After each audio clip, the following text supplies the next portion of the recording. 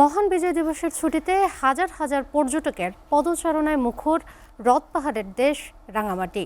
এতে সচল হয়ে উঠেছে জেলার পর্যটন ব্যবসা। দীর্ঘদিন পর পর্যটকদের এমন উপস্থিতিতে আশার আলো দেখছেন সংশ্লিষ্টরা।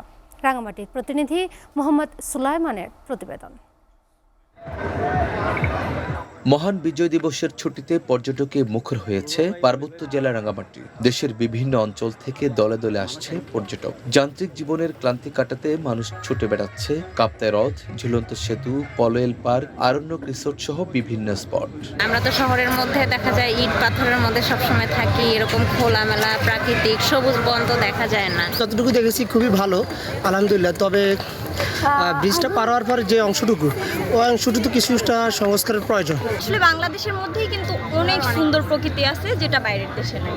নানা অস্থিরতায় গেল কয়েক মাস রাঙামাটিতে পর্যটক আগমনে বিধি নিষেধ থাকায় ধস নামে পর্যটন ব্যবসায়। পর্যটক আসতে শুরু করায় আশার আলো দেখছেন পর্যটন সংশ্লিষ্টরা। তো আশা রাখতেছি এভাবে যদি টুরিস্ট আসে আমাদের বিগত যে ক্ষতিগুলো হচ্ছে সেটা আমরা যে পুষিয়ে নিতে পারবো আর কি। এভাবে যদি চলে, লোকজন আসে, তাহলে ব্যবসা বাণিজ্য একটু ভালো হবে আর কি।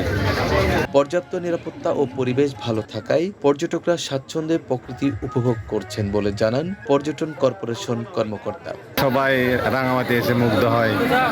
আমি এই জন্য আপনাদের মাধ্যমে জানাতে চাই, রাঙামাটিতে বেড়াতে আসুন, পর্যটনের উষ্ণ আতিথ্য গ্রহণ করুন। শীতে নতুন রূপে সেজেছে পাহাড়ের প্রকৃতি, যা কাছে টানছে ভ্রমণ পিপাসুদের। Mohammad Sulaiman, SA TV, Rangamati.